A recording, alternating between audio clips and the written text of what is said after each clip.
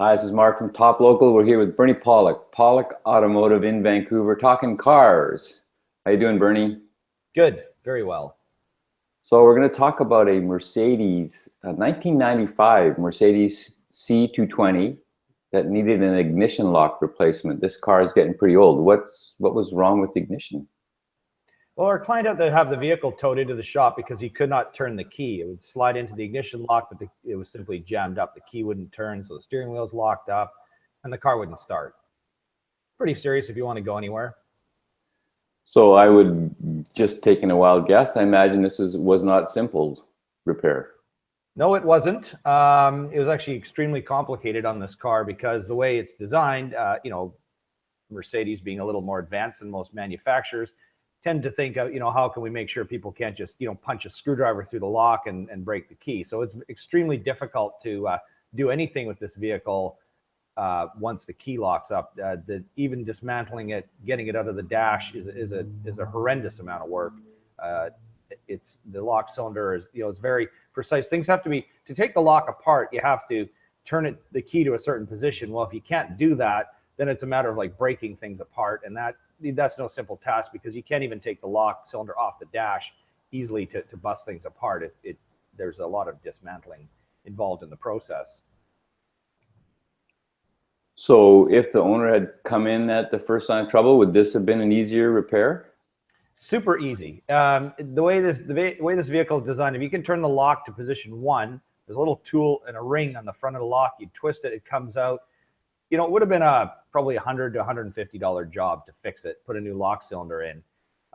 You left it, it's going to be probably $1,000 or so because you have to replace the whole lock unit behind it.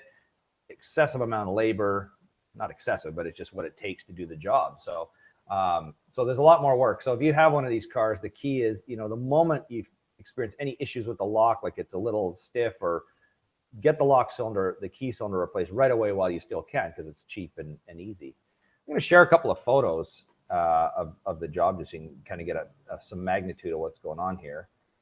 So here's a view of the dash with the steering wheel off, and the on the right here, this is the actual lock cylinder after we've broken the ring off the front, drilled out the lock.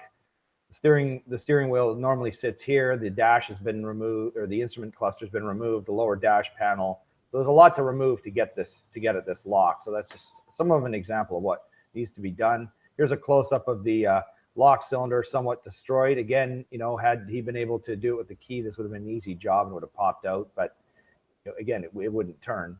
And finally, I'll just share another photo. This is the whole lock assembly. So on your right, this is the lock and tumblers with new keys. Again, it just slides into this unit right here, but all of this part needs to be replaced because the lock wouldn't work. And again, they make it so difficult on a Mercedes. If you can't turn the lock, you can't remove this piece from the steering column. So it's a smart thing because it makes the car very difficult to steal, but it takes a lot of work to get it fixed back up. So all those movies where they're hijacking Mercedes easily are lying, basically. Sorry, Mark, could you just repeat that again? So all those movies where they're hijacking Mercedes easily are lying. Yeah, well, it's a little more work than they show in the movies.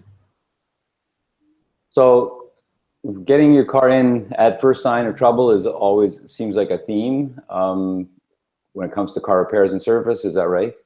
Absolutely. I mean, this is kind of the theme and why I wanted to talk about this particular issue, because it's critical when you start having a problem to bring the car in right away. If you get a little noise in an engine, bring it in, get it fixed right away. Same with a noise while you're driving the car down the road. If it's a bearing, say in a differential, it's cheaper to fix the bearings than it is to do a complete differential. Once it breaks the gears. So you generally always save money by fixing things at the first sign of trouble.